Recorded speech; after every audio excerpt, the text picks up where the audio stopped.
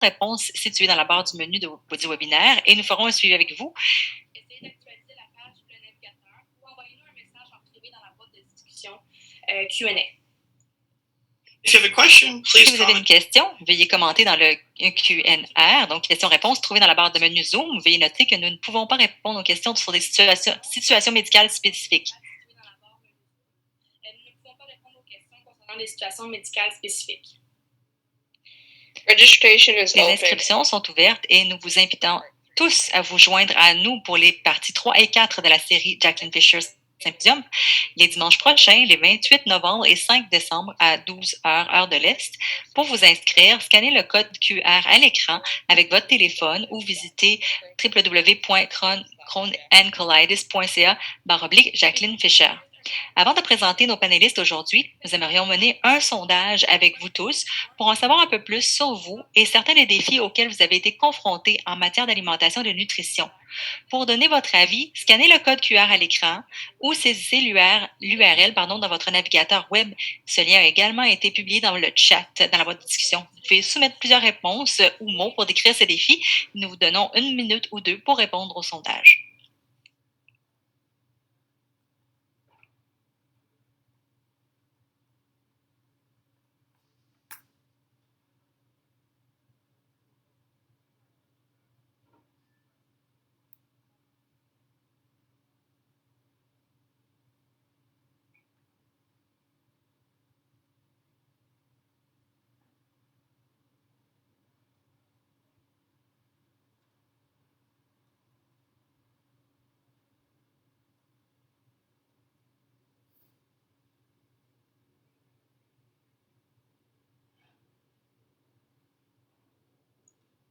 It looks like we've got.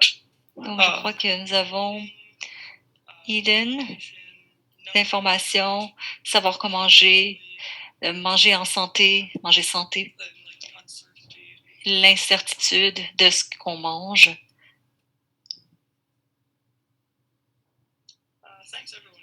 Merci beaucoup d'avoir soumis et partagé ces défis avec nous. Il semble que beaucoup d'entre nous partagent des expériences ou des préoccupations similaires en matière d'alimentation. Et nous avons aujourd'hui 2 panélistes experts pour nous aider à approfondir l'alimentation et la nutrition. Donc, Robin Nagel est diététiste communautaire au sein d'une équipe de santé familiale en Ontario. Elle travaille comme diététiste depuis plus de 4 ans et demi. Robin a obtenu son diplôme de premier cycle en sciences de l'alimentation et de la nutrition à l'Université Ryerson et qu'une maîtrise en sciences de la santé en communication nutritionnelle également à Ryerson. Robin s'intéresse particulièrement à la nutrition des nourrissons et des enfants et a publié des articles de recherche dans la revue Child Nutrition Management.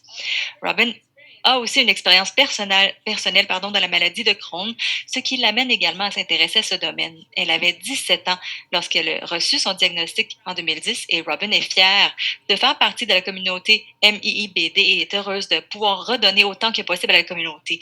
Veuillez vous joindre à moi pour souhaiter la bienvenue à Robin.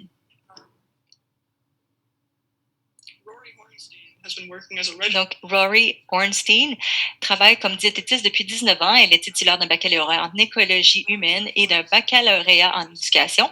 Rory se spécialise dans la nutrition pour les troubles de l'alimentation, l'image corporelle et les troubles digestifs, y compris les maladies inflammatoires de l'intestin. Elle a été diagnostiquée avec la maladie de Crohn en 1986 à l'âge de 12 ans.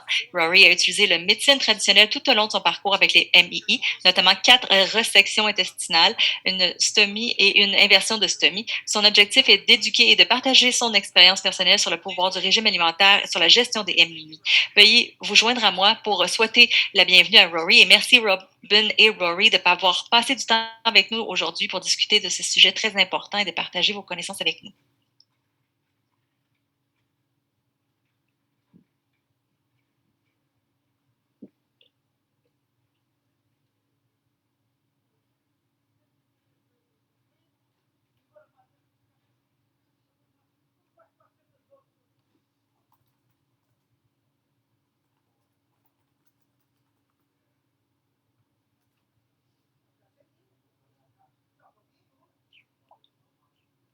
Hi everybody, so nice to be here. Bonjour tout le monde, c'est super d'être ici aujourd'hui. Robin et moi, on a partagé la session aujourd'hui avec de sujets très importants. Donc, je vais commencer et je vais parler un petit peu de manger pour avoir un poids sain, l'image corporelle, l'acceptation de soi.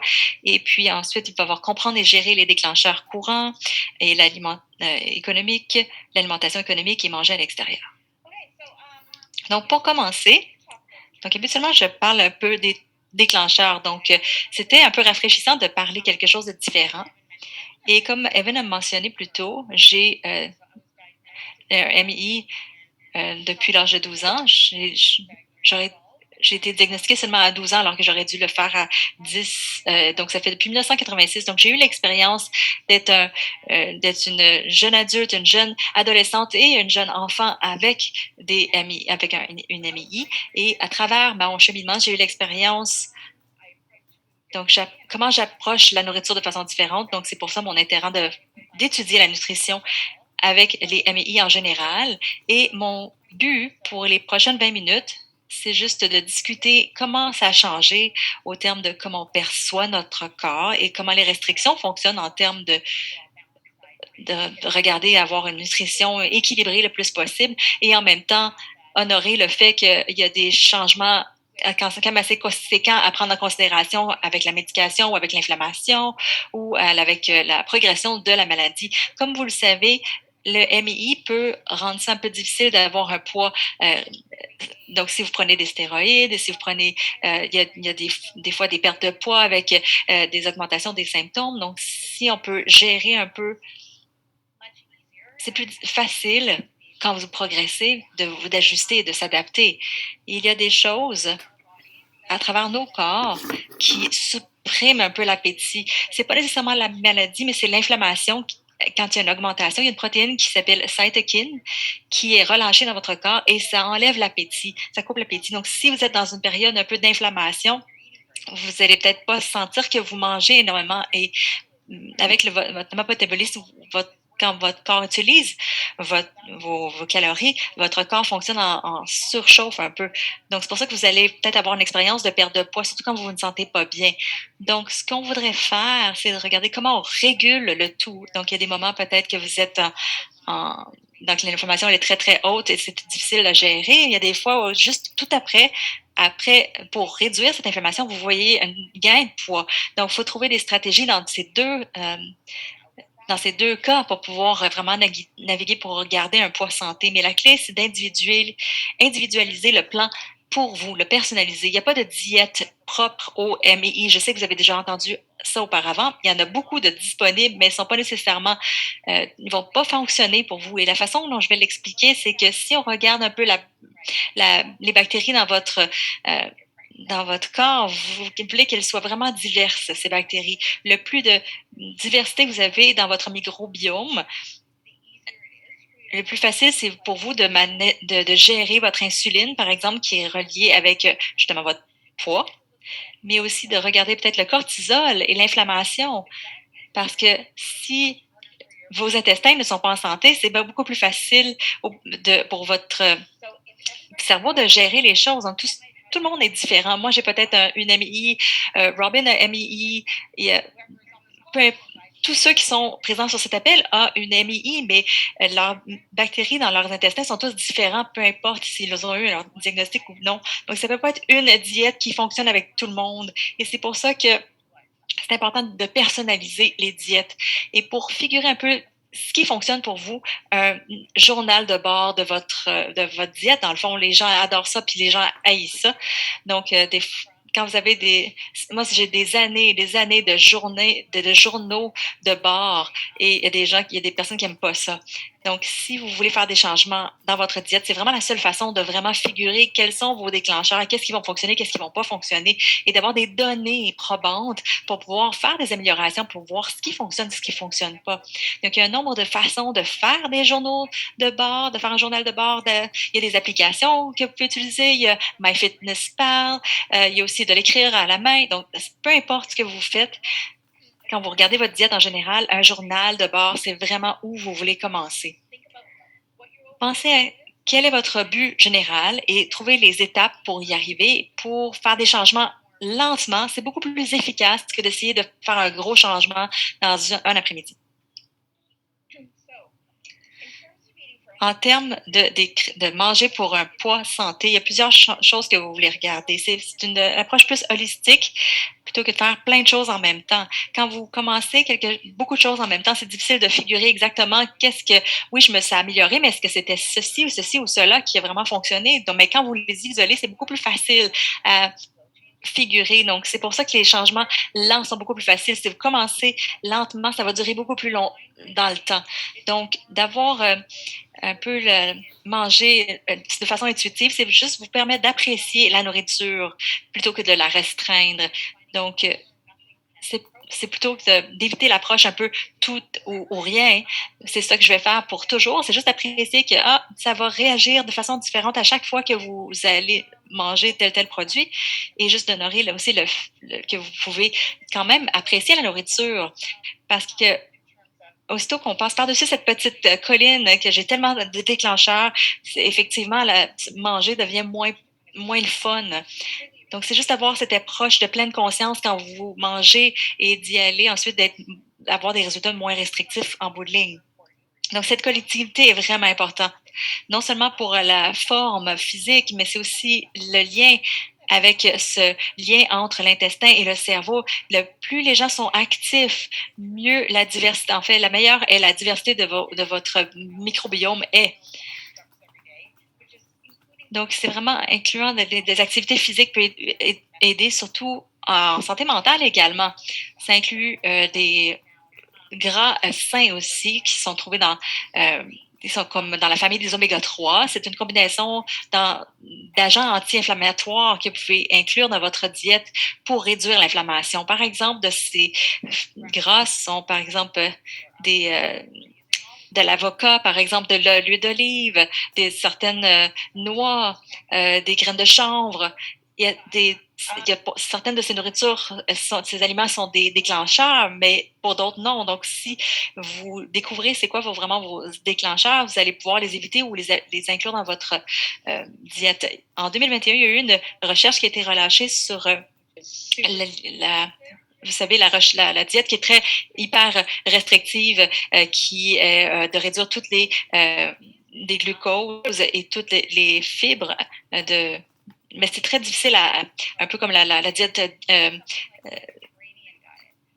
keto, dans le fond, et la diète méditerranéenne, et c'est pas d'enlever ceci ou d'enlever ça qui est aussi restrictive, mais que c'est plus d'ajouter des aliments dans votre diète pour s'assurer d'avoir des fibres, d'avoir ces gras sains, parce que tout ça peut aider à optimiser l'intestin et ils sont meilleurs pour votre santé globale. Et en termes de connectivité avec les MII, c'est pas restrictif. C'est pas quelqu'un qui vous dit vous ne pouvez pas avoir ça ou ça dans votre alimentation, mais c'est plutôt faut que vous assurez qu'une fois que vous ajoutez ici, essayez d'ajouter quelque chose plutôt que d'enlever pour pouvoir promouvoir la guérison et la bonne microbiome de votre intestin. C'est ça, quand on s'empêche de manger quelque chose, on veut juste en avoir plus. Il y a d'autres choses, ce sont les choses principales sur lesquelles je devrais ajouter plus de légumes aussi. On a plus de satiété. Par exemple aussi, l'avoine aussi, c'est vraiment de rajouter des graines de lin aussi. Ce sont des fibres solubles qui sont vraiment importants. Donc, si vous avez des problèmes de mobilité aussi, d'ajouter des fibres, ça peut soit accélérer les transits ou soit le ralentir, dépendamment de où est-ce que vous en êtes avec votre maladie, d'ajouter certains légumes comme une salade, par exemple, quand vous vous sentez très, très inflammé. Ce sont des fibres insolubles qui vous aident à justement digérer, qui vont faire plus de bien. C'est une bonne façon d'introduire plus de fibres dans votre diète. Ils ont découvert que les restrictions caloriques fait perdre du poids, mais c'est aussi ça aide à promouvoir les bactéries qui sont pas bonnes pour l'intestin. Une chose qu'on a remarqué, surtout dans les 30 dernières années que j'ai eu ma maladie, c'est quand j'ai commencé ce cheminement, il n'y avait pas beaucoup d'informations sur les diètes et j'ai rencontré, je pense que vous avez fait ça aussi, la plupart d'entre vous, avec un nutritionniste ou à l'hôpital pour enfants. elle a mis tous ces modèles de nourriture et de diète devant moi. Et j'avais quoi, 11 ans? Et je me sentais pas bien. Et c'était du roast beef et des pommes de terre. Et je regardais mon père, oh non, ça va pas fonctionner. Mais je vais pas faire cette diète-là. Moi, c'est pas question. C'était pas approprié pour qu'est-ce que je vivais. Il y avait à travers toute mon enfance et mon adolescence, il n'y avait vraiment pas beaucoup d'informations jusqu'à ce qu'il y ait plus de recherches. Donc, j'ai passé beaucoup de temps, justement, pour faire ces restrictions parce je me sentais comme s'il n'y avait rien que je pouvais manger et je sentais aucune amélioration. J'étais toujours en train de restreindre tellement de nourriture, d'aliments dans mon alimentation. Maintenant, il y a des recherches qui disent que c'est la façon de faire et dans le passé, dans les 15 années, des dernières années, ou même 20 dernières années, on a juste ajouté plus d'aliments dans ma diète. Donc maintenant, je me sens beaucoup mieux. Donc, c'est pas juste d'en enlever. Oui, vous devez identifier vos déclencheurs, mais ce n'est pas une liste de 20 aliments. Il y a peut-être 2 à 3. Avec les MI, c'est pas nécessairement que vous ne pouvez jamais les avoir. C'est juste la fréquence avec laquelle vous allez les avoir. Et quand vous allez être moins restrictif, ça va aider justement cette connexion entre l'intestin et le cerveau pour baisser l'anxiété. Donc, ces diètes sont vraiment très, très, très très disséminées, surtout avec les MII.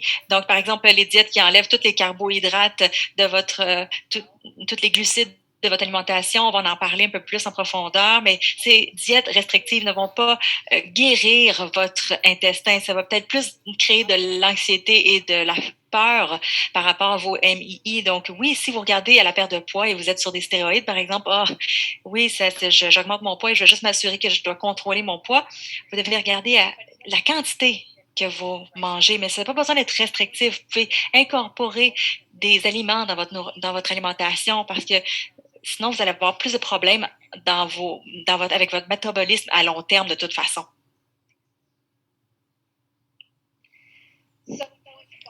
En termes d'image corporelle, il y a divers systèmes, médicaments et interventions chirurgicales qui peuvent modifier la façon dont les personnes atteintes d'une MI perçoivent leur corps. Moi, j'ai eu 4.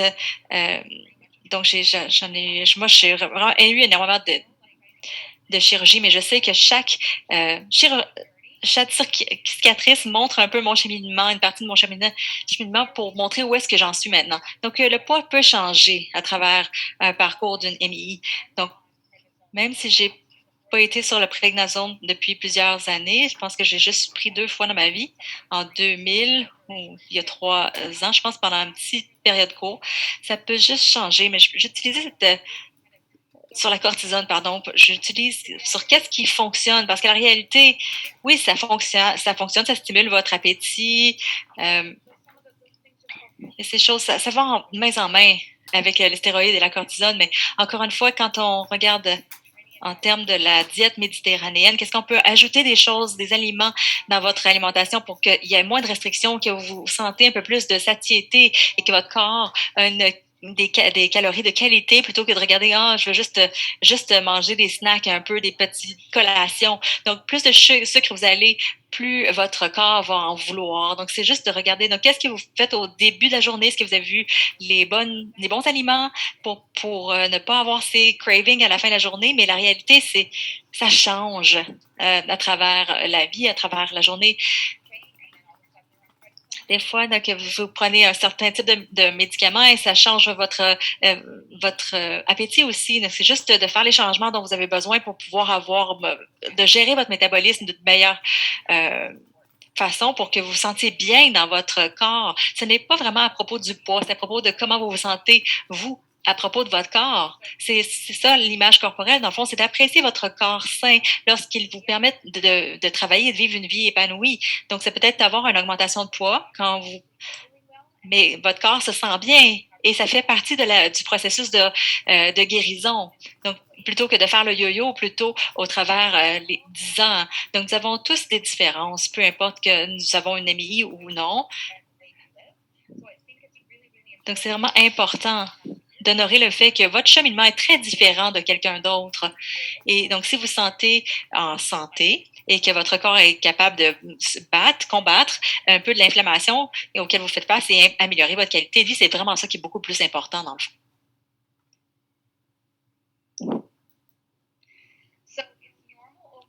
Donc, c'est normal, en général, surtout pour les jeunes adultes, pour que notre corps, en fait, qu'il change. Donc, j'ai eu des patients qui viennent dans mon corps. Donc, moi, quand j'avais 23 ans, et là, moi, je dis arrête, arrête. Donc, ça, c'est peu importe. Les choses changent dans le temps, de toute façon. Et il n'y a pas tous les médicaments auxquels on utilise pour faire face au MI, mais peut-être d'autres choses qui vont influencer notre poids. C'est pas seulement le MI. Donc, mettez l'emphase sur ce que votre corps est capable de faire en ce moment même. Et si vous changez et les choses fluctuent, encore une fois, vous regardez que votre corps est fort et que à toutes les étapes de votre MI, ça va être complètement différent.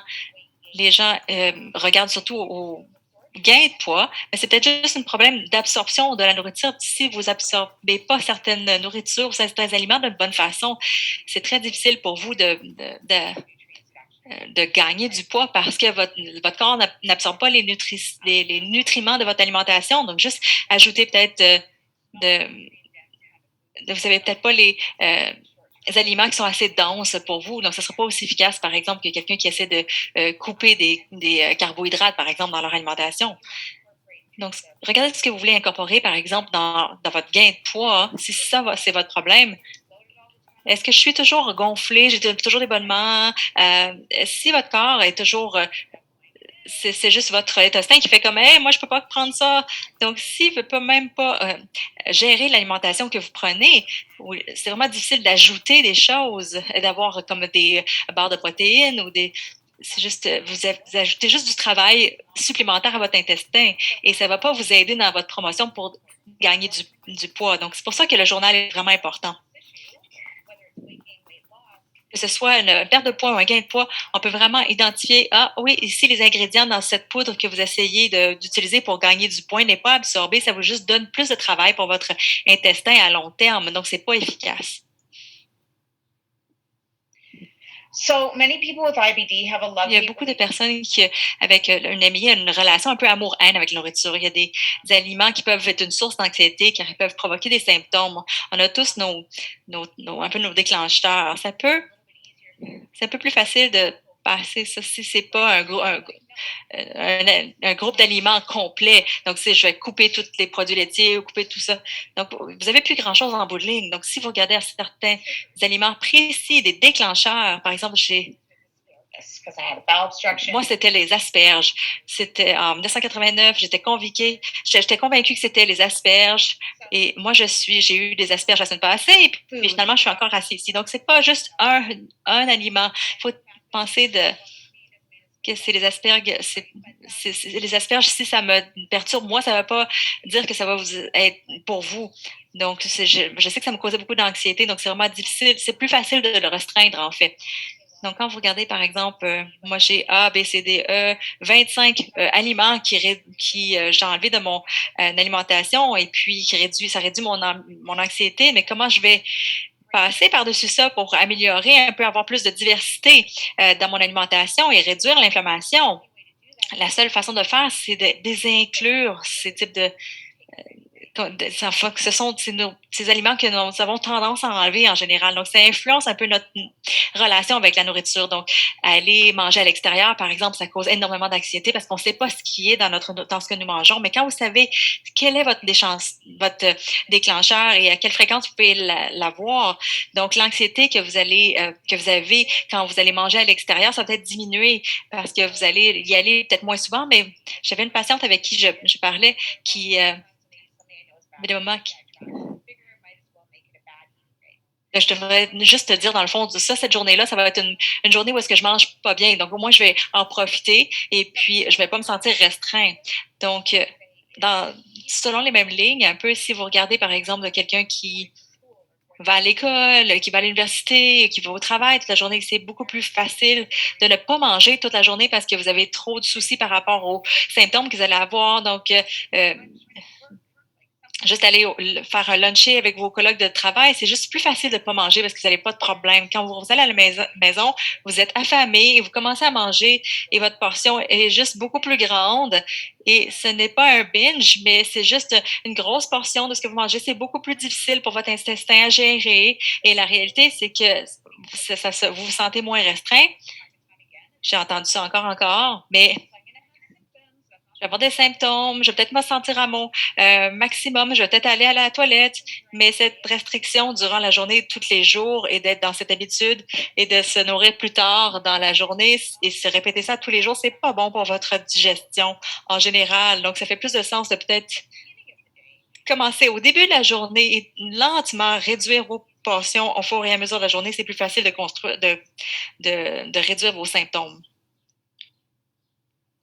So I included this because I thought it was super interesting. Donc, j'ai inclus tout ça ici parce que c'est super intéressant en termes de comment on approche nos craintes alimentaires. Donc, si vous avez une liste oui ou non, par exemple, ça arrive, par exemple, dans les contextes d'hôpitaux. Je pense qu'ils utilisent un peu ce guide, un peu le même qu'ils ont utilisé il y a 35 ans, je suis pas certaine. C'est très noir et blanc. Et c'est comme, je pense que les gens qui ont un AMI approchent un peu la nutrition. C'est noir ou blanc. Ce n'est pas noir et blanc. Ça ne fait pas partie de notre mentalité la plupart du temps pour si vous avez une liste de oui ou non d'aliments, c'est là où est-ce que la graine est plantée. Donc, si vous croyez que vous allez réagir de façon négative à cette nourriture, même si peut-être que non finalement, donc, mais aussitôt que vous avez cette graine qui est plantée, vous avez une anxiété qui est implantée parce que quelqu'un vous a dit de ne pas le manger. Donc, et ça vous avez une réaction physique. Et soudainement, ça augmente vos symptômes parce que vous êtes stressé et anxieux par rapport à ces aliments-là et c'est vraiment difficile de se ressortir de ce cycle vicieux. Donc, le fondement de ce problème, si vous avez une liste de oui ou non, ça va juste vous pousser à être beaucoup plus restrictif. Donc, ça ne fonctionne pas. Donc, c'est juste de mettre l'emphase peut-être un peu plus, oui, sur ces aliments-là, mais peut-être essayer de les limiter ou de peut-être les surveiller. Il y a une façon beaucoup plus différente de le gérer et il y a beaucoup moins de restrictions en bout de ligne. So when inflammation is under control, quand l'inflammation est maîtrisée, c'est beaucoup plus facile d'adopter une approche plus constructive de l'alimentation. J'ai beaucoup de patients, surtout des jeunes adultes. Vous savez quoi? J'ai pris un rendez-vous, je me sens pas mal bien, donc je pense que je vais canceller le rendez-vous, je vais annuler le rendez-vous et je les rappelle. Vous savez quoi? Si vous vous sentez bien, c'est peut-être le moment justement de regarder votre diète en ce moment. Si vous êtes à l'hôpital et que vous avez une poussée, une flambée, des symptômes, les médicaments ne fonctionnent pas et tout ça, c'est pas le moment où vous voulez avoir quelqu'un qui vous dit qu'est-ce que vous devriez manger. Ça va pas fonctionner. C'est pas le temps, l'échéancier, votre stress est dans le tapis. Vous vous sentez pas bien. Vous êtes juste en mode de survie. Donc, quand l'inflammation est maîtrisée, vous n'êtes pas en poussée, c'est là que vous voulez prendre avantage de cette opportunité-là parce que si votre médicament arrête de fonctionner ou si quelqu'un déclenche l'inflammation, peu importe ce que c'est, et que votre maladie fait un peu des hauts et des bas, la dernière chose que vous voulez mettre l'emphase, mais malheureusement, c'est une maladie digestive, donc ça affecte comment vous vous sentez. Est-ce que ça va réduire l'inflammation en 2 minutes? Non, mais peut-être vous pouvez réduire indirectement l'inflammation en s'assurant que vous mangez les bons aliments, puis vous ayez la bonne quantité de fibres pour votre intestin. Et si vous savez quoi faire et quelle nourriture vous facilite les choses durant une poussée ou une flambée des symptômes, votre esprit général va être mieux. Vous allez avoir des stratégies, vous allez avoir des outils que vous pouvez tirer de vos poches. Quand j'ai fait ça ici dans les dernières semaines, je me sentais beaucoup mieux. J'avais pas autant de constipation ou de diarrhée, j'avais pas autant de gaz, j'avais plus d'énergie. Donc, si vous êtes dans poussée des symptômes et que vous avez beaucoup de douleur, ça fait pas de sens de vraiment ajouter ces autres symptômes en plus. Donc, si vous commencez en ce moment et que vous vous sentez très restrictif, ne vous cliquez pas. Nous avons tous passé par là. Mais juste regardez comment on peut trouver ces stratégies pour les utiliser. Et c'est démocratique d'être, par exemple, un jeune adulte ou un adolescent.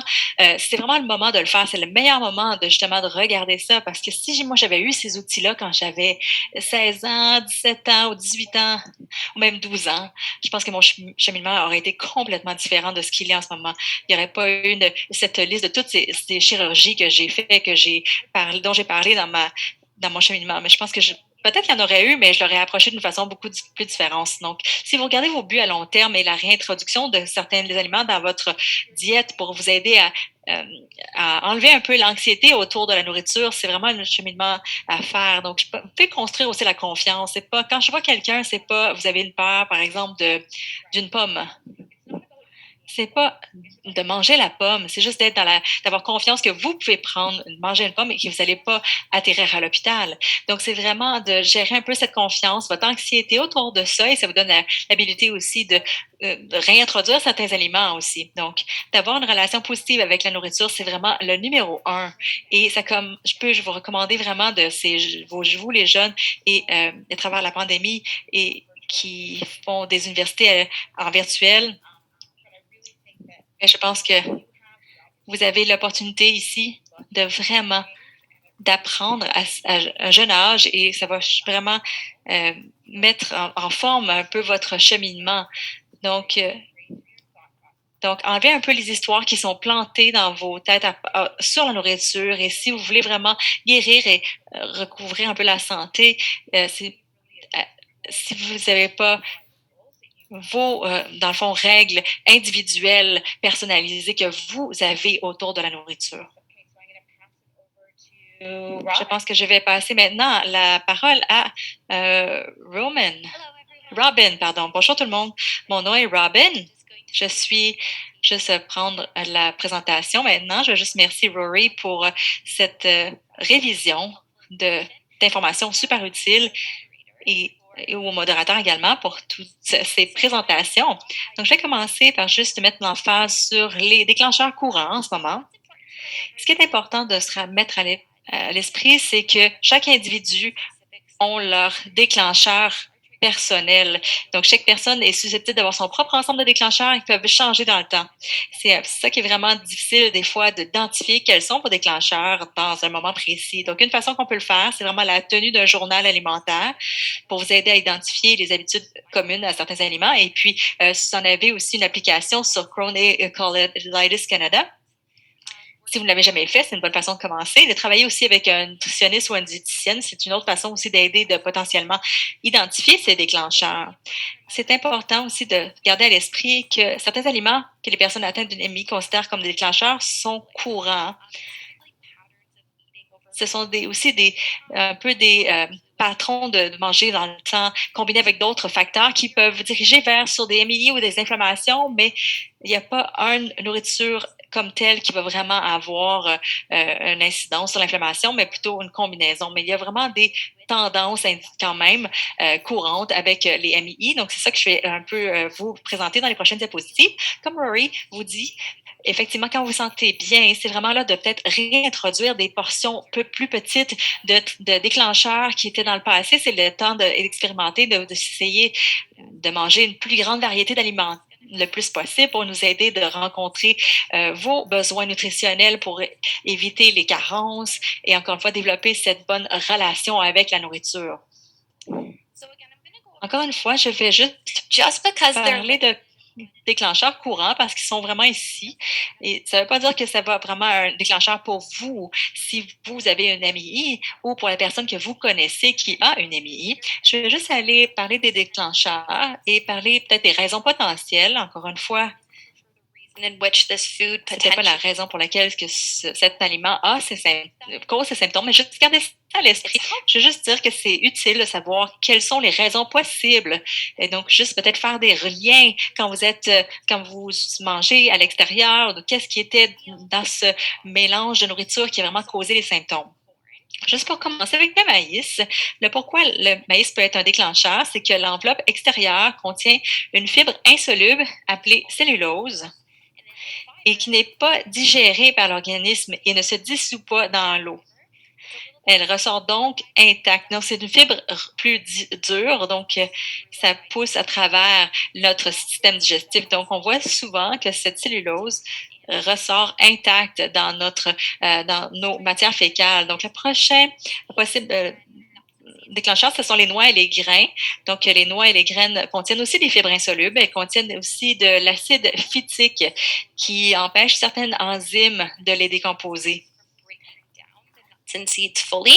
So that means there might be Ça veut leftover. dire qu'il va peut-être avoir des morceaux qui restent dans notre côlon et la bactérie va se fermenter et potentiellement va causer des symptômes d'inflammation. Le prochain aliment, c'est les légumes crus. Ça contient encore une fois des fibres insolubles qui ne sont pas digérées par l'organisme. Donc, la cuisson des légumes, ça décompose les fibres, mais ça ne les élimine pas. Et ça, c'est une bonne chose parce que les fibres sont quand même bénéfiques pour nous et c'est un élément anti-inflammatoire. Donc, possiblement, ce qu'on voudrait, c'est inclure des fibres dans notre diète, mais comme Rory l'a dit, juste de limiter peut-être ces fibres insolubles et de choisir peut-être des fibres plus solubles. Une autre déclencheur, ça serait les produits laitiers. De nombreuses personnes qui ont du mal à décomposer le lactose, qui est un sucre présent dans le lait. Vous pouvez être intolérant au lactose quand vous êtes un enfant, ça peut arriver dans votre adolescence, ça peut arriver dans votre vie adulte, mais ça peut aussi arriver si le système gastro-entérique est sous stress, que ce soit sous une maladie, une infection. Donc, il y a des individus qui vont peut-être juste dans une grosse poussée de MI, peuvent juste être temporairement lactose intolérant. Donc, un autre déclencheur, ça serait les aliments épicés. Donc, la capsaïcine, qui est le composé épicé des aliments, c'est un irritant pour l'estomac. Donc, votre estomac réagit en faisant passer les choses plus rapidement pour les évacuer. Donc, encore une fois, si vous mangez la nourriture très épicée, c'est possible que vous allez avoir peut-être plus de diarrhée parce que le système gastro-intestinal essaie de pousser tout plus vite. Un autre déclencheur, ça, c'est les jus de fruits, les boissons sucrées, la fructose qui est un sucre en fait, et le sorbitol, qui est les alcools de sucre contenus dans les fruits. Both of these can Ils peuvent provoquer l'aspiration d'eau dans l'intestin, ce qui entraîne des selles molles. Donc, le fructose est souvent également incorporé dans le sirop de maïs, donc qu'on se retrouve par exemple dans les limonades ou des fois dans nos drinks aussi un petit peu plus fancy des périodes des fêtes. Donc, que ce soit un jus à 100% ou pur ou des boissons qui sont sucrées artificiellement. Donc, les aliments frits et les aliments gras. Donc, le gras est une grosse molécule et est longue à digérer. Donc, elle nécessite également beaucoup d'enzymes et de bile pour être décomposée. Et donc, dans le fond, si on a beaucoup de gras dans notre corps d'un coup, notre corps ne peut juste pas, dans le fond, le digérer, ne peut pas gérer la demande de digérer tout ça. Donc, ça reste un peu à fermenter dans notre côlon. D'autres déclencheurs courants, donc tout ce qui est légumes crucifères comme le brocoli, chou-fleur, chou de Bruxelles, chou frisé. Donc, dans le fond, ça contient la raffinose qui est donc oligosaccharides. Donc, dans le fait, c'est que c'est pas digéré dans le côlon. Donc, il va y avoir une bactérie qui va, dans le fond, ça va fermenter. Donc, ça va avoir plus de bactéries dans notre côlon. Ça va causer un peu plus de gaz. Et ça contient aussi du sulfure qui va contribuer encore plus au gaz. Donc, les légumineuses, donc les haricots, pois chiches, lentilles, ces aliments contiennent également aussi du raffinose. Le café contient des composés qui provoquent la libération d'acide gastrique et les composés du café augmentent également l'activité du côlon. Et le dernier, l'alcool. L'alcool peut affecter la façon dont le corps décompose les nutriments. C'est un irritant pour l'intestin et il peut accélérer le système digestif. Il y a vraiment plusieurs actions ici de l'alcool qui peut diriger des symptômes ou augmenter les symptômes. C'est pas utile si on peut pas avoir une liste des symptômes. Donc, il y en a plusieurs ici que j'ai fait la liste, mais l'avis, c'est toujours de tous les éviter, mais c'est un petit peu trop restrictif et donc, que ce soit que vous aimez ça, ces types d'aliments-là aussi, mais on sait qu'il y en a qui, par exemple, qui ont beaucoup de bénéfices pour la santé. On peut essayer de comment on peut gérer ces aliments pour qu'on puisse avoir du plaisir, mais qui ne causent pas des symptômes d'inflammation ou potentiellement autant de symptômes. Donc, je vais juste aller peut-être par quelques suggestions ici que nous allons, par exemple, comme le maïs, c'est juste de manger une petite portion à la fois. C'est juste d'enlever un peu dans le fond, cette cellulose que vous avez dans votre corps et ce n'est pas grave si vous les voyez dans vos selles. C'est assez normal pour quelqu'un qui a un système gastro-intestinal qui fonctionne de façon normale. Donc, c'est juste pas que vous avez des symptômes qui vont aller en concomitant avec ça. C'est ça qui est plus à garder en tête.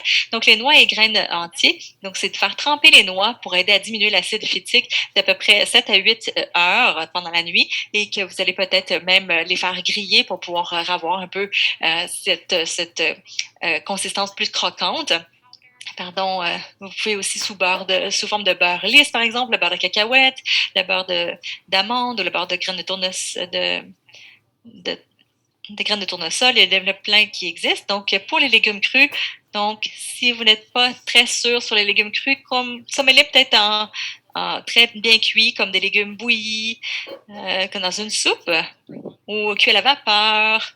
Vous pouvez faire rôti, grillé au barbecue, ou mélangé dans un smoothie ou cuit dans une soupe.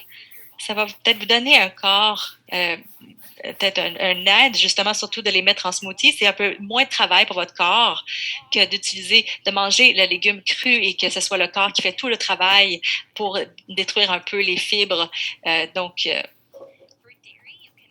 Pour les produits laitiers, vous pouvez peut-être opter pour une boisson lactée sans lactose ou des produits sans produits laitiers. Il y en a beaucoup maintenant sur le marché. Vous pouvez parler aussi à votre médecin pour vous prescrire des pilules de lactase. Ça contient une enzyme, en fait, qui décompose la lactose. You don't have an option to Si vous n'avez pas d'option de choisir un aliment sans lait ou sans produits laitiers, donc peut-être justement prendre une de ces pilules justement pour vous aider. Donc pour la nourriture qui est très épicée, donc peut-être utiliser des herbes et des épices douces comme du romarin, du thym, du basilic, du persil, l'origan, de la nette, la citron. Il y a plein de façons dans le fond, de donner du goût à vos aliments sans utiliser les produits épicés. Donc, pour les jus de fruits, les boissons sucrées, on peut diluer le jus pour qu'il soit moins sucré. On peut essayer d'ajouter du citron, de concombre, menthe à l'eau. Et puis, choisir aussi un petit format pour les boissons sucrées. Encore une fois, on a juste moins de sucre dans notre corps, dans une portion. Donc, on n'a pas besoin, dans le fond, de gérer ou d'imposer cette gestion de ce sucre à notre corps. Pour les aliments frits et gras, donc choisir si possible des aliments cuits au four. Donc, tu as juste à couper un peu le gras. Donc, changer la façon de le cuire. Par exemple, cuit au four, rôti, au barbecue, bouilli ou cuit à la vapeur. Donc, prenez les sauces, les trempettes et les vinaigrettes à part parce qu'il y a beaucoup de gras en général. Donc, juste peut-être quand vous allez à l'extérieur, les acheter donc sur le côté. À ce moment-là, vous contrôlez un peu plus le gras dans votre repas. Lorsque vous achetez de la viande, produits laitiers, ou pour des produits à faible teneur en matière grasse, par exemple du bœuf haché maigre ou du yaourt à 1 ou 2 de matière grasse.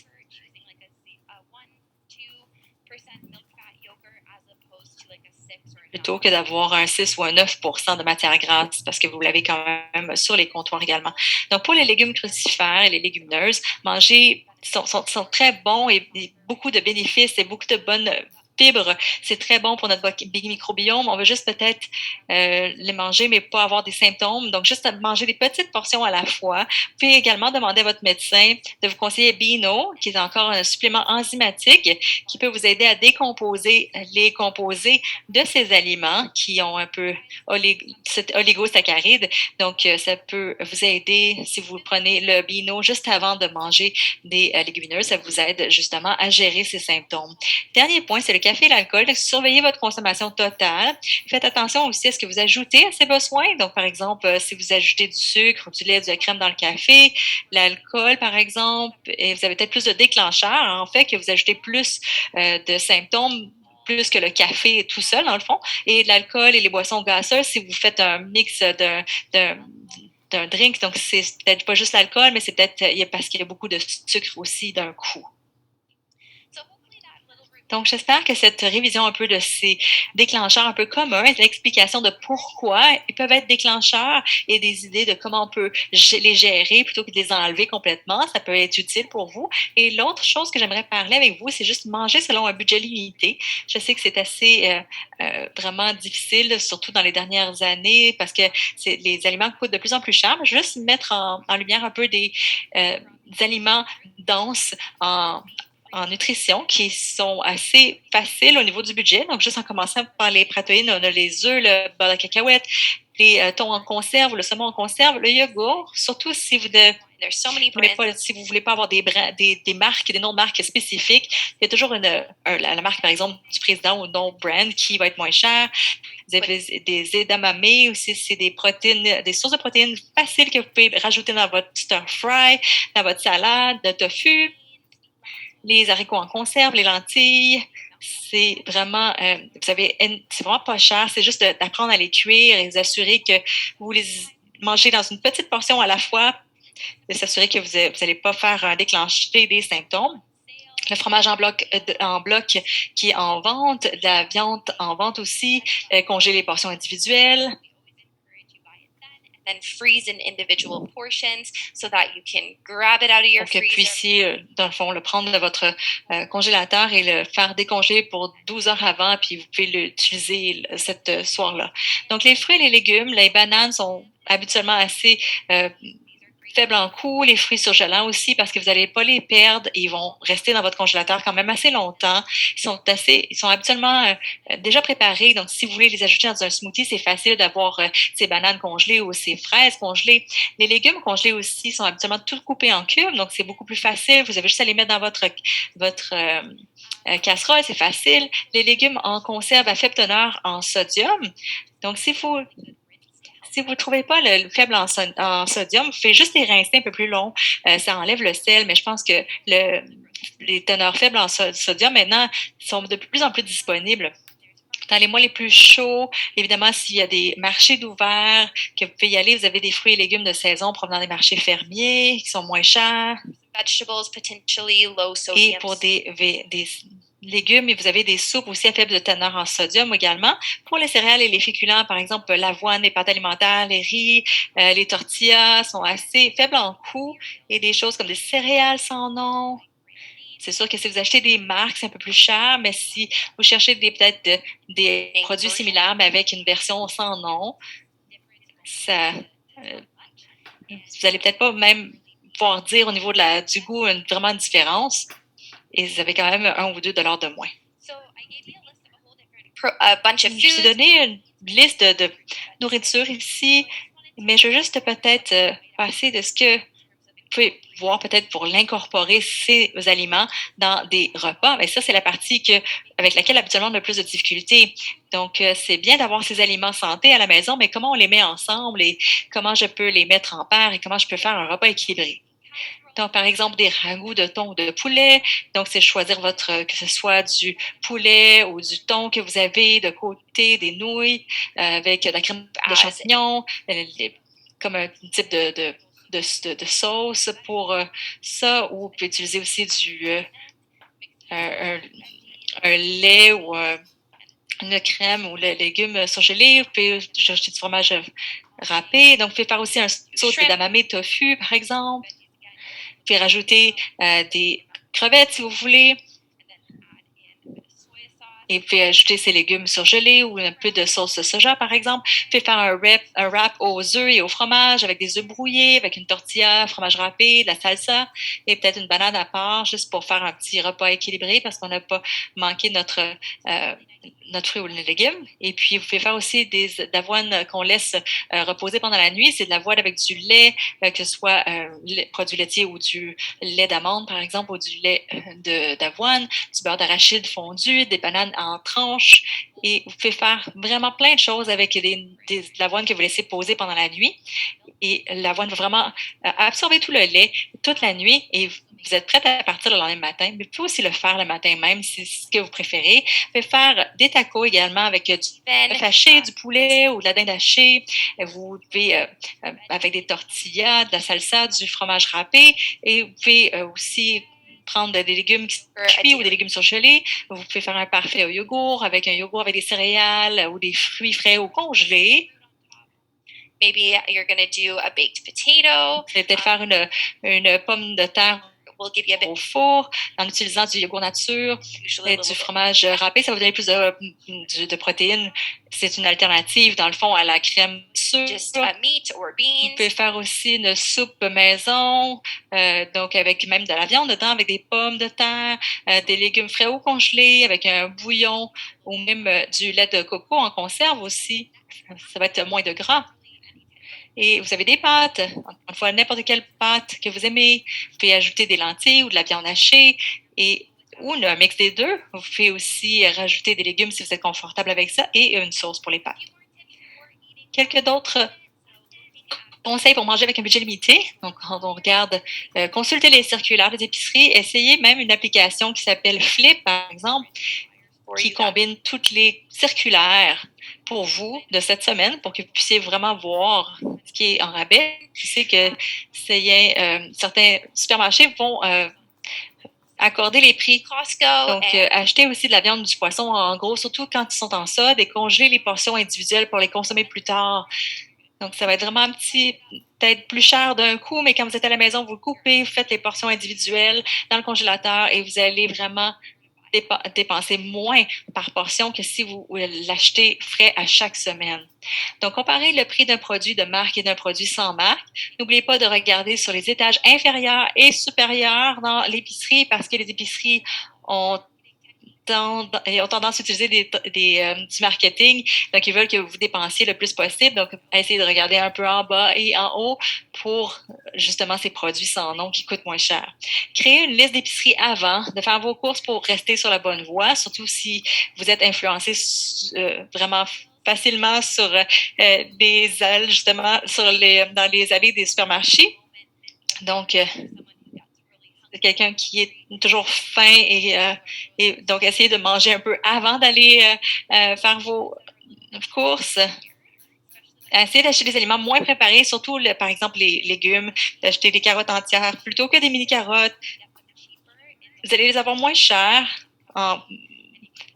et vous pouvez dans le fond, juste les nettoyer, les préparer et les garder dans le frigo. Ils devraient durer la même durée de temps dans votre frigo. Encore une fois, quand vous achetez c'est un peu ces plateaux un peu de légumes. C'est mieux d'acheter un céleri au complet et d'acheter vos carottes parce que ça va coûter beaucoup moins cher que d'acheter des plateaux tout coupés, tout faits. Et le dernier point, c'est essayer d'envisager des recettes qui peuvent être congelées en portions individuelles pour faciliter les restes. Par exemple, des ragoûts. C'est la même idée que d'ajouter ce poisson ou cette viande. Parce que si vous faites une recette qui a beaucoup de portions et vous pouvez faire à ce moment-là, vous pouvez le diviser et le congeler parce que c'est moins coûteux que de faire une recette à chaque jour. Et la dernière chose que j'aimerais peut-être présenter ici, ce sont peut-être des conseils pour manger à l'extérieur. Donc, la navigation dans les restaurants et les plats à emporter peut être une source d'anxiété pour certaines personnes atteintes d'une MI. Donc, je pense que c'est important de noter que ce n'est pas seulement des individus qui ont des MI, mais il y a plein d'individus qui ont vraiment ces anxiétés avec la nourriture, que ce soit des allergies, qui sont sur une diète spéciale pour une autre raison médicale. Il y a potentiellement aussi des problèmes de désordre alimentaire. Donc, vous n'êtes pas seul si vous avez de l'anxiété sur manger à l'extérieur. Vous avez peut-être des conseils pour que ce soit plus facile. Donc, recherchez les menus des restaurants à l'avance. Donc, regardez les menus pour voir ce qu'ils offrent comme nourriture. Comme ça, vous pouvez peut-être même les vérifier avec eux, c'est quoi les ingrédients. Donc, soyez confortable avec l'endroit que vous allez choisir pour moi, de prévoir des dispositions pour l'après-dîner qui vous conviennent. Donc, ça, c'est quelque chose que moi, j'essaie de faire. Je n'ai pas eu de symptômes dans le moment. C'est toujours après que j'ai des soucis. Donc, on va peut-être essayer si on a fait un repas à l'extérieur et puis l'activité après, j'essaie de toujours faire l'activité avant pour pouvoir aller à la maison après. Donc, essayez de manger une portion une plus petite ou modérée lorsque vous êtes au restaurant et ramenez les restes à la maison parce que souvent, les restaurants, ils vont Ça peut être vraiment difficile sur un système digestif normal si vous avez des grosses portions. Donc, si vous avez de l'inflammation qui se passe en ce moment là, dans votre côlon, que vous utilisez vous mangez une grosse portion de n'importe quoi, vous allez avoir des symptômes que si vous savez, c'est plus de chances d'avoir des symptômes que si vous y mangez une plus petite portion. Donc, ramenez les restes à la maison, vous allez pouvoir partager même ce repas avec quelqu'un d'autre. Donc, limitez la consommation d'aliments déclencheurs si possible. Donc, si vous connaissez vos aliments déclencheurs, donc soyez juste conscient, par exemple, du contenu en matière grasse ou de l'alcool ou des produits laitiers, surtout dans les sauces ou dans les trempettes quand c'est possible. Donc, envisagez un repas que vous pouvez assembler vous-même, comme des fajitas, par exemple. Vous avez tout est déconstruit dans votre assiette. Moi, j'adore commander des fajitas parce que vous mettez ce que vous voulez dans votre fajitas. Vous pouvez demander des substitutions aussi.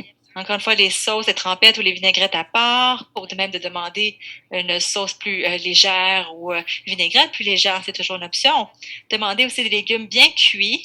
C'est quelque chose que je fais juste toujours. Remplacez aussi les ingrédients spécifiques que vous avez identifiés comme déclencheurs. Donc, comme exemple de repas, par exemple, pauvre en graisse, vous avez du quinoa, par exemple. Moi, je ne sais pas si le quinoa, c'est un déclencheur. Je n'en mange pas souvent. Peut-être demander, est-ce que je peux remplacer avec des patates ou avec du riz, par exemple, et de savoir qu'il y a des individus qui ont cette anxiété pour manger à l'extérieur. Et habituellement, les restaurants vont faire... vous n'allez pas être les seuls à faire des substitutions, donc vous n'allez pas vraiment être un problème pour le restaurant. Donc, c'est vraiment la fin de ma présentation et de mon information que je voulais partager avec vous aujourd'hui.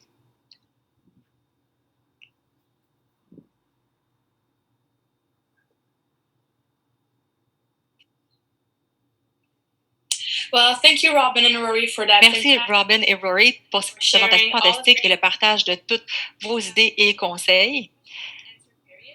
Nous allons maintenant commencer la période de questions et réponses.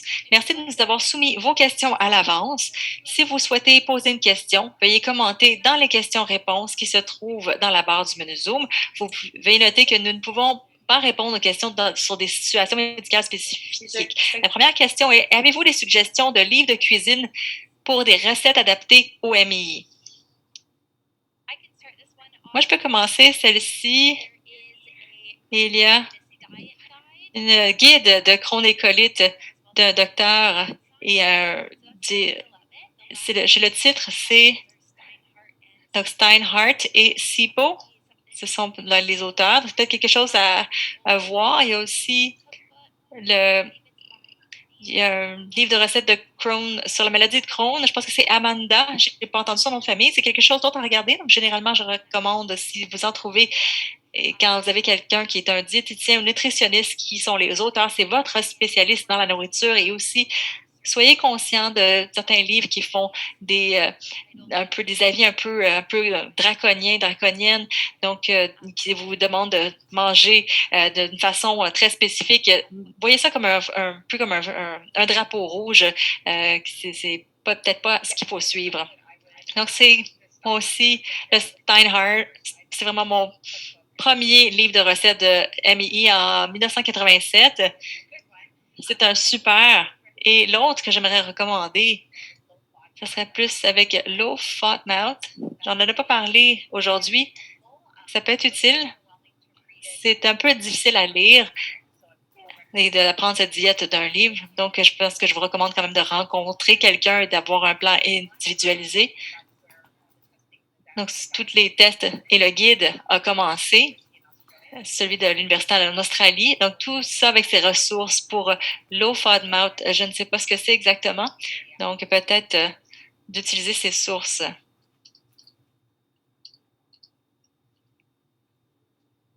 Thank you, Robin and Rory. Our next Merci, Robin et Rory. Donc, notre prochaine question, c'est que le régime cétogène ou keto est-il sûr et efficace pour les jeunes ou les adultes atteints de MI?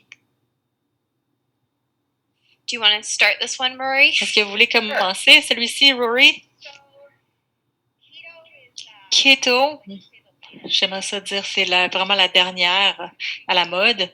Je pense que les gens s'éloignent un peu de plus en plus de cette recette. C'est un peu rafraîchissant. Keto peut être efficace, dépendamment de la façon avec laquelle vous le faites, surtout le problème que nous, Rory et moi, on en parle souvent. Il y a tellement de diètes restrictives et keto, c'en est une. C'est vraiment de restreindre un groupe alimentaire complet.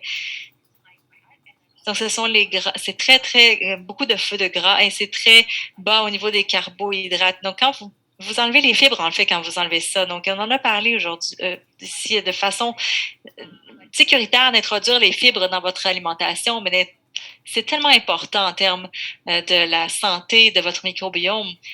Et sinon, vous allez juste avoir plus de problèmes à long terme. Donc, tous ceux qui ont des MII, le syndrome de côlon irritable, tout ce que vous avez, si vous avez enlevé la fibre de votre diète, vous allez avoir plus de problèmes à long terme. Donc, le keto, c'est pas la bonne chose à long terme. Donc, vous pouvez trouver une version modifiée de keto, surtout si vous regardez aux gras sains. Les gras saturés, par exemple, qui sont traditionnels, keto, comme le bacon et les œufs et le beurre, et toutes ces sources qui sont très saturées en gras, saturées en fait.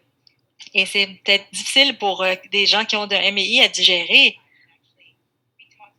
Et ça peut être toxique même au microbiome du côlon. Donc, si on peut avoir des alternatives plus propres ou une version plus propre, si vous me permettez, de keto avec des gras plutôt oméga 3, par exemple, de l'avocat, du poisson. Donc, vous allez voir, ces gras anti-inflammatoires. C'est pas juste des gras saturés. Et l'avocat, vous allez aussi optimiser les fibres que vous allez avoir dans votre alimentation. Donc, c'est vraiment de ce plan individualisé, on y retourne encore. Donc, oui, je vais juste suivre keto ou je vais faire du jeûne intermittent. Donc, ça ne peut pas être tout ou rien. Donc, vous allez peut-être voir dans le keto qu'est-ce qui fonctionnait pour vous et peut-être le personnaliser puis le rajouter dans votre diète. Une autre chose que je voulais dire, c'est que si vous avez essayé un peu une diète un peu semi-keto et que vous vous sentiez un petit peu mieux, ce qu'on se demande, c'est que potentiellement, c'est que keto, c'est juste un petit peu plus bas parce que c'est un peu plus bas au niveau des carbohydrates. Si vous avez peut-être c'était juste que la diète un peu plus FODMAP, ça peut-être avoir plus de succès avec ça. Donc, c'est ça, peut-être de rencontrer une diabéticienne ou un nutritionniste est important. S'il y a des déclencheurs dans votre alimentation, que vous vous sentez mieux si vous mangez ceci ou ça, peut-être avoir plus de variété possible dans votre diète et vous aider avec ça. Thank you. Our next question Merci. Notre prochaine question, est-ce qu'il y a des considérations diététiques spéciales si vous avez à la fois du SCI et le MI? Donc, je vais commencer. Donc, pour le SCI, il y a beaucoup de recherches sur la diète pour la gestion des symptômes. L'Université Monash, il y a aussi d'implication aussi qui est une ressource incroyable, mais c'est vraiment difficile quand même à suivre et les gens le suivent de façon incorrecte. C'est une diète à long terme, mais c'est supposé d'avoir une diète éliminatoire au début et que vous réajustez et vous réintroduisez la nourriture au fur et à mesure. Il y a aussi des recherches qui soutiennent les probiotiques ou des suppléments de fibres, donc par exemple les fibres de silice. Donc, si quelqu'un qui a une SCI et le MII, vous pouvez potentiellement avoir du soutien à travers ce type de supplément. On peut faire aussi une présentation sur le FODMAP bas. Quand on a fructose, c'est vraiment un des déclencheurs justement qui peut stimuler ou causer des problèmes d'absorption au niveau de l'intestin. FODMAP, c'est un acronyme en fait.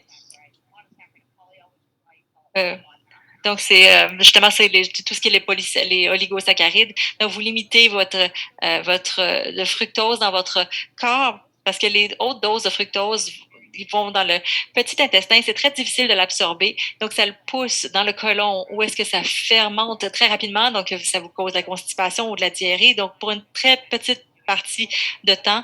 Donc, faut pas le faire plus que 2 semaines jusqu'à vos symptômes diminuent. Vous pouvez réintroduire ensuite le fructose pour déterminer quel est vos déclencheurs exactement. Donc, c'est très efficace pour commencer vraiment, surtout pour le SCI, qui est plus un problème d'absorption. C'est pas inflammatoire, même s'il y a des symptômes quand même similaires avec la MII. En 2017, il y a une étude de la Grande-Bretagne qui dit si vous avez de la MII, vous devriez savoir ce qu'est un low FODMAP. C'est un résultat vraiment de suivre cette diète et d'aider à réduire l'inflammation avec justement pour avoir cette connexion entre le cerveau et l'intestin. Donc, ça peut être une bonne stratégie, un outil quand vous vous sentez bien, parce qu'une fois que vous êtes dans une poussée de symptômes, vous n'allez pas prendre une diète low bas FODMAP. Donc, c'est quelque chose qui est une transition à faire quand vous allez bien, parce que cette idée, c'est pas faire de l'élimination, c'est juste pour figurer quels sont vos déclencheurs. Et c'est vraiment un outil super efficace quand vous êtes en poussée, parce qu'à ce moment-là, vous avez un coussin sur lequel vous pouvez retomber.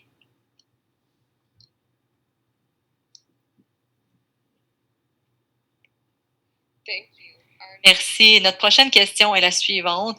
Avez-vous des conseils à donner aux parents pour les aider à communiquer sur l'alimentation avec leurs adolescents ou leurs enfants ou les jeunes adultes?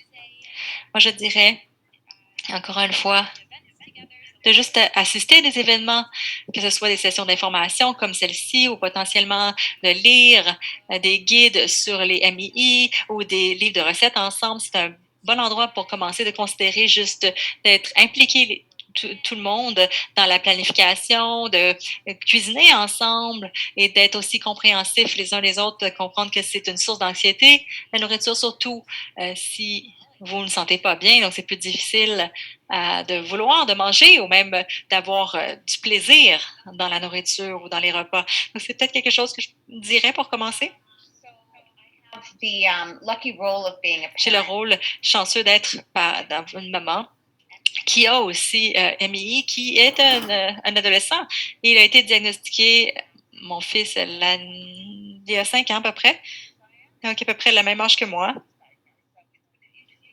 C'était vraiment un cheminement assez intéressant parce que je vois en tant que parent, donc oui, tu as une MII, je vois un peu, peut-être mes parents étaient super, il y avait un soutien incroyable de mes parents, mais il y a beaucoup plus d'outils maintenant de comment les diètes peuvent aider à réduire les symptômes. Alors, je suis vraiment chanceuse d'avoir ces outils parce que c'est ça que je fais dans ma vie. Donc, et mon fils me rappelle ça tous les jours. Et ce que je te dirais, c'est que oui, on a trouvé que c'est ce qui fonctionne le plus.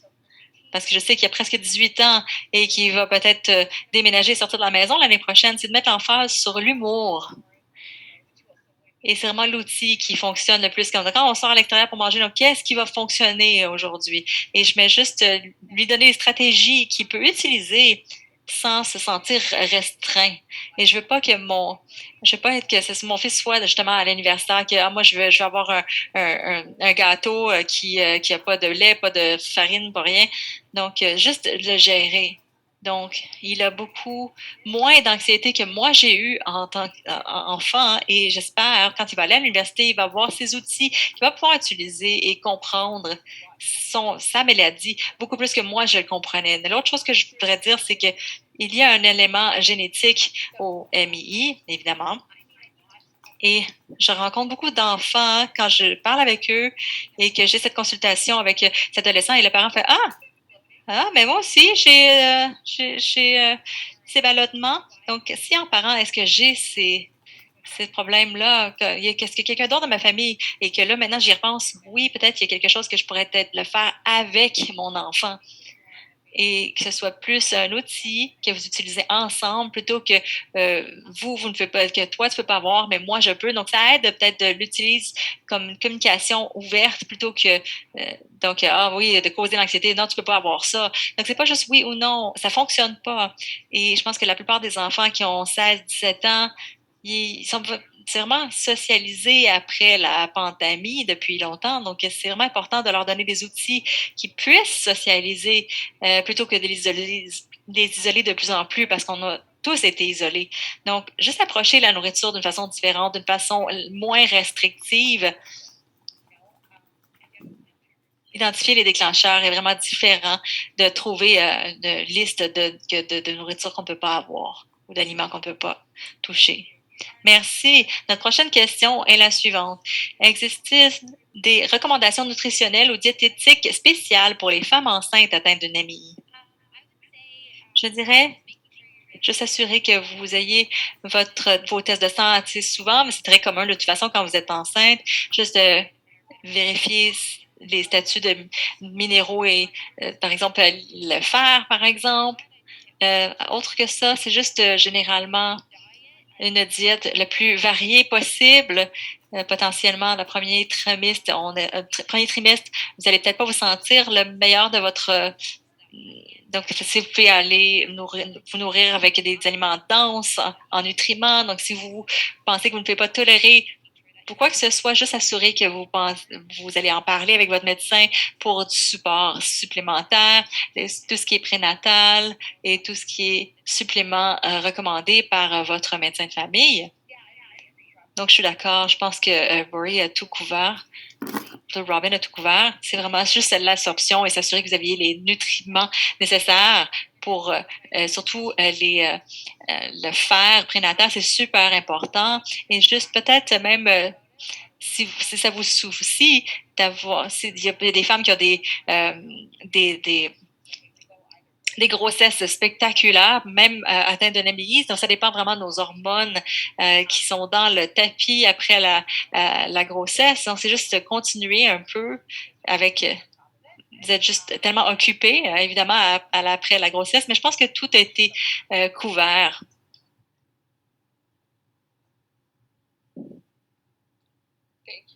Merci. Notre prochaine question est la suivante. Comment puis-je manger des aliments riches en nutriments lorsque les fibres déclenchent une poussée? C'est une question commune, évidemment, on dirait d'essayer avec des petites portions de fibres à la fois et évidemment d'éviter potentiellement des types de fibres qu'on sait ont des symptômes additionnels. Par exemple, c'est tous ces légumes crucifères sont peut-être plus difficiles à digérer, peut-être d'essayer de les consommer peut-être très bien cuits, donc d'avoir un peu plus de courges et des carottes dans une soupe et juste le laisser cuire pendant longtemps, juste pour s'assurer que ce soit très mou. Encore une fois, essayer d'ajouter de légumes verts dans un smoothie, un peu d'épinards. C'est juste de commencer avec des petites portions. Mettez l'emphase sur la nourriture qui vous intéresse le plus d'essayer. Vous n'allez pas vraiment apprécier quelque chose que vous avez jamais apprécié, surtout quand vous n'allez pas bien. Donc, mettez l'emphase sur les fruits, les légumes et les noix que vous appréciez. Commencez avec des petites portions et ensuite pensez peut-être à cet autre côté dont on a parlé. Donc, où est-ce qu'on peut le modifier? Donc, pour que je puisse enlever un peu de travail à mon corps et juste que ce soit plus facile à digérer pour mon corps en bout de ligne.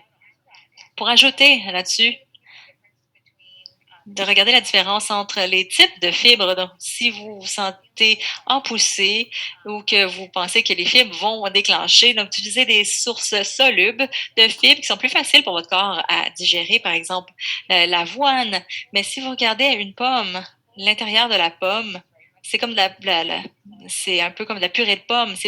C'est plus facile. Mais si vous mangez une croquée de pomme, la peau n'est pas soluble. Donc, tout ce que vous pouvez ajouter dans un blender que vous pouvez... donc, je visualiser, c'est juste plus travail.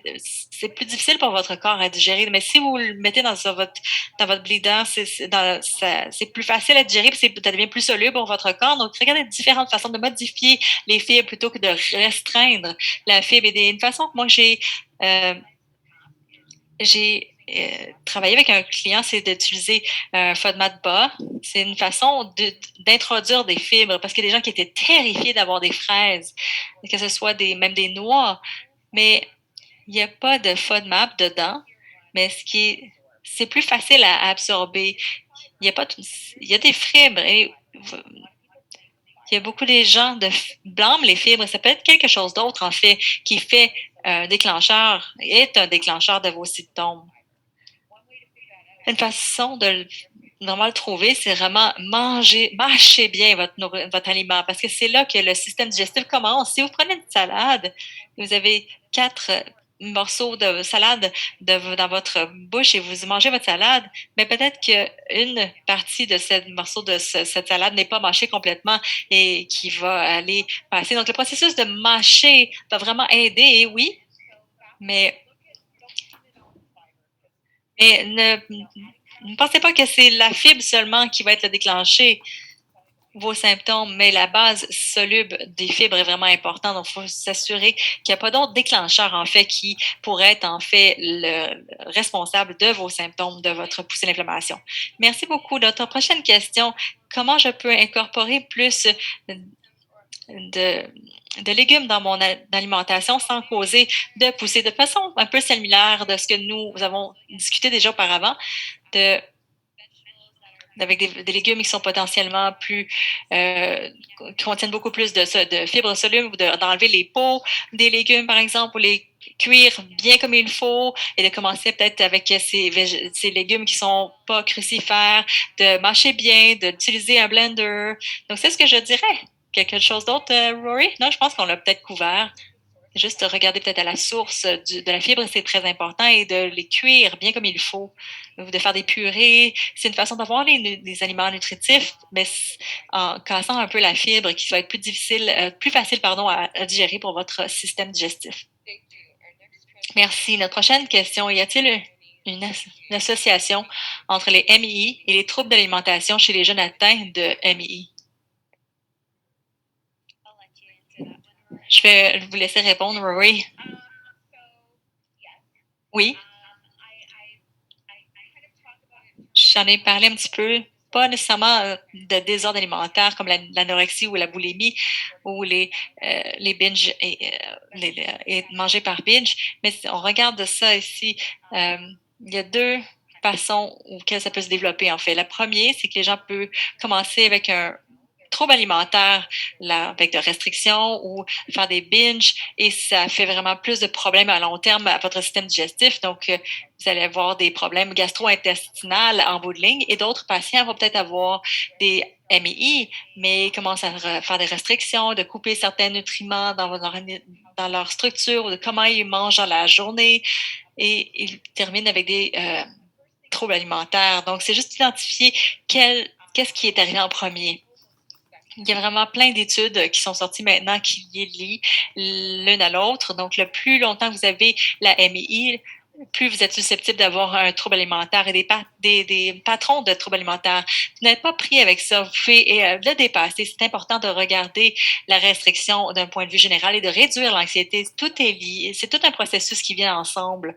Tout est lié. Donc, il y a des ressources excellentes qui sont disponibles. Et je pense que qu'est-ce qui a changé depuis les dernières peut-être années, c'est que les gens reconnaissent qu'il y a une association ensemble, et que les gens sont et que c'est plus commun.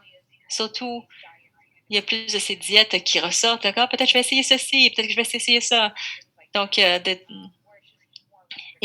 il y a plus de restrictions, ou est-ce que si vous avez déjà une MI, ça juste ajoute à plus de feu, en fait.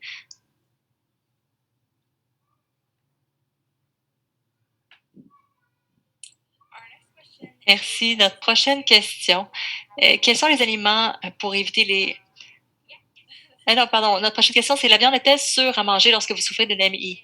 Donc oui, la viande, c'est sécuritaire de manger quand vous avez le syndrome de côlon irritable, surtout pour la même personne, pour tout le monde, en fait, juste s'assurer que c'est de les cuire dans les températures appropriées pour ne pas se mettre dans le fond, d'avoir des problèmes de ce qui est toléré, des viandes à faible gras, par exemple le poulet sans peau, la dinde sans peau, et même du bœuf haché extra maigre.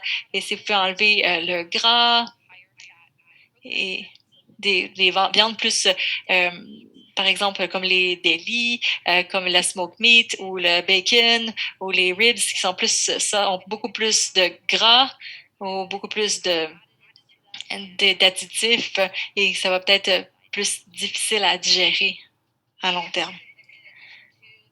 Et pour ajouter, au gras qui est définitivement affecté l'absorption et la digestion. Le genre de type de viande aussi que vous utilisez peut faire une différence. Par exemple, certains steaks, encore une fois, c'est s'assurer que vous mâchez bien pour que vraiment, c'est vraiment beaucoup de fibres. Mariner, la viande peut aider à casser ces fibres pour que ce soit plus facile à digérer et absorber. Une chose aussi, c'est comment vous l'assaisonnez.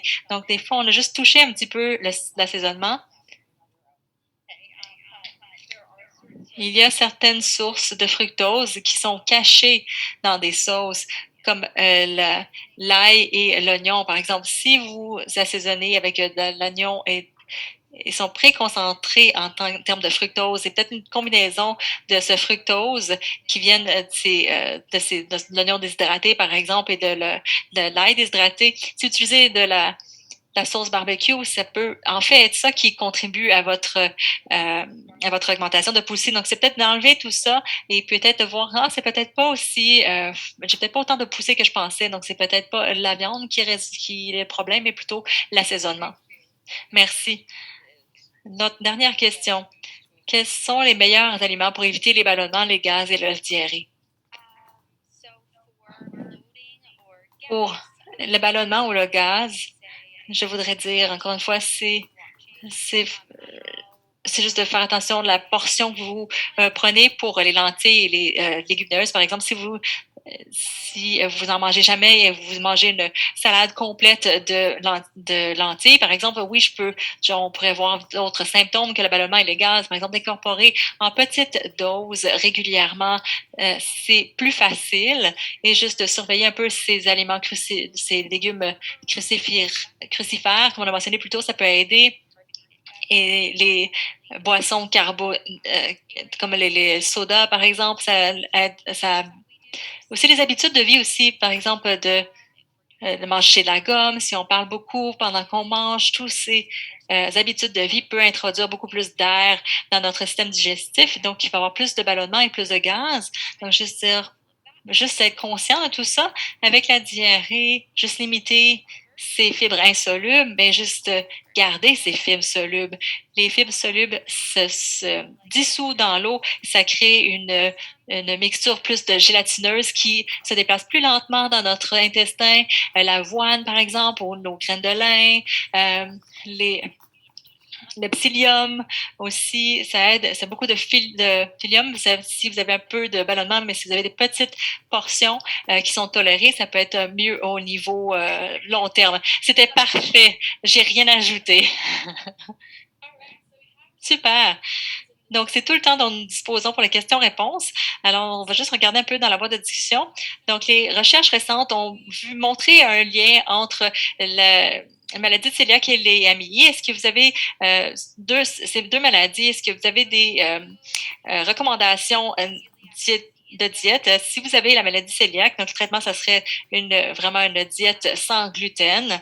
Et moi, ce que je comprends avec la diète sans gluten, c'est tout ou rien. Donc, même si vous avez une petite miette de gluten, peut déclencher des symptômes.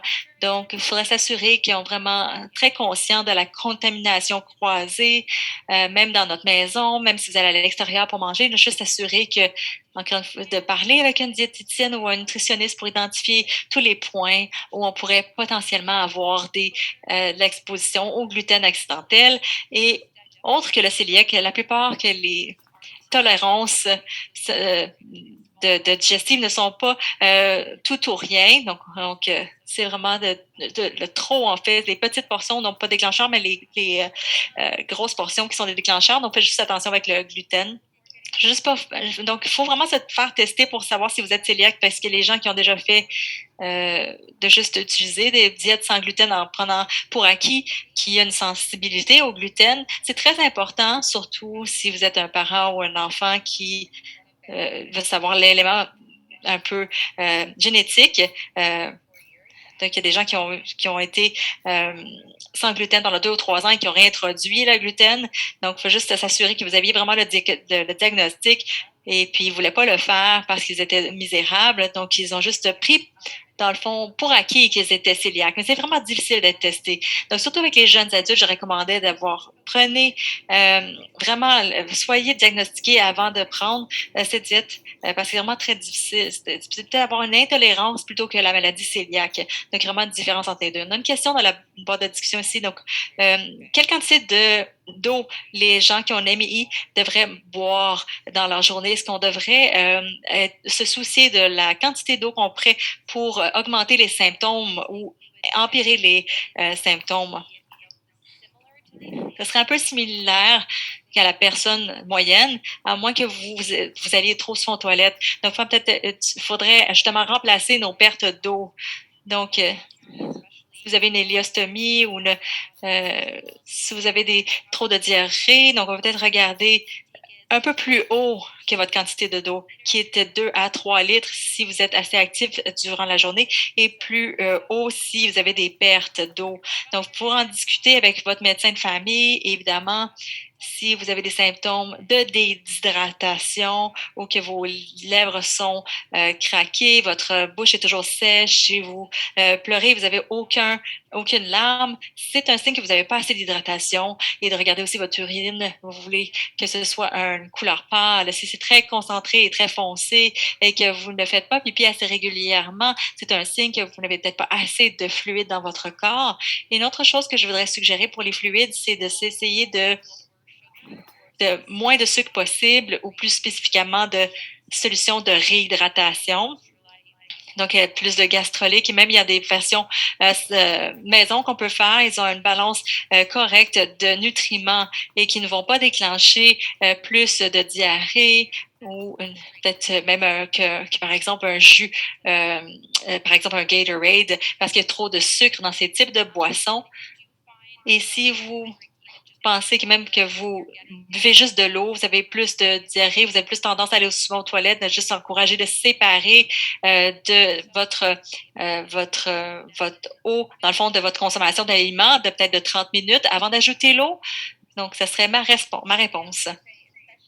Surtout pour les gens qui vont aux toilettes souvent, quand ça a été mentionné plus tôt, l'hydratation, c'est vraiment un morceau important.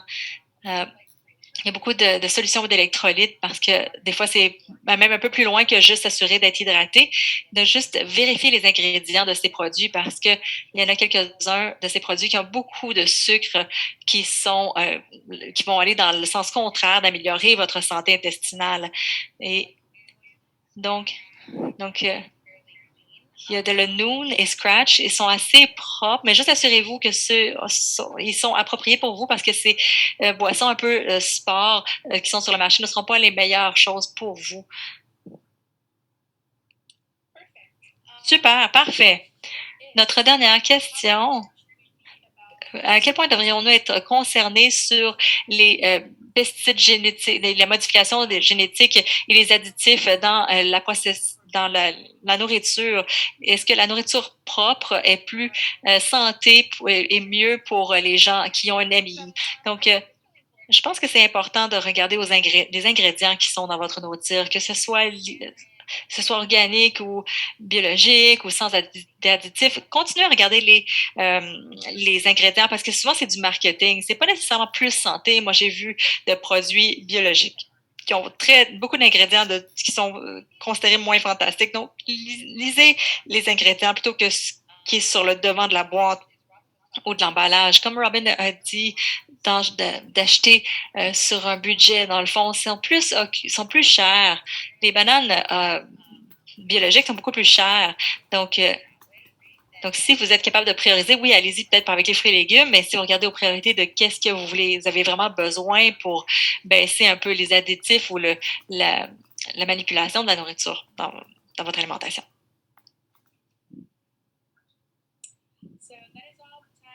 C'est tout le temps dont nous disposons pour les questions-réponses. Alors que nous commençons à conclure l'événement d'aujourd'hui, j'aimerais remercier tous les membres de notre panel, Rory et Robin, d'avoir passé du temps avec nous tous aujourd'hui pour partager leurs connaissances, leurs conseils et nous apprécions vraiment votre participation au symposium éducatif de Jacqueline Fisher et votre soutien à la communauté de la maladie de Crohn et de la colite. Merci. Merci beaucoup. On aimerait aussi vous remercier tous d'être parmi nous aujourd'hui et d'avoir participé à notre deuxième événement de la série. Un rappel que les inscriptions sont ouvertes pour les parties 3 et 4 de cette série de colloques et que nous serions ravis de vous revoir tous dimanche prochain, le 28 novembre, alors que nous discuterons la santé mentale et le bien-être.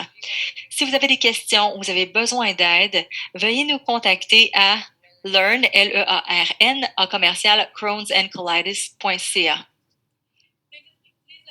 S'il vous plaît, laissez-nous savoir comment nous avons fait aujourd'hui. Vos commentaires sont très importants pour nous et nous aideront à planifier les événements futurs pour les jeunes, les adultes et les aidants touchés par les MII. Veuillez prendre 60 secondes à la fin de cette présentation pour nous faire part de vos commentaires. Une invitation apparaîtra sur votre écran directement après cet événement pour répondre au sondage. Merci à BG Communication d'avoir offert une interprétation gratuite en français en direct pour notre série Jacqueline Fisher Symposium. Enfin, vous pouvez nous suivre et rester à l'affût des événements à venir sur nos réseaux sociaux en commercial GetGutsy, donc G-E-T-G-U-S-Y. Merci à tous et j'espère que vous passez un bon week-end. Au revoir.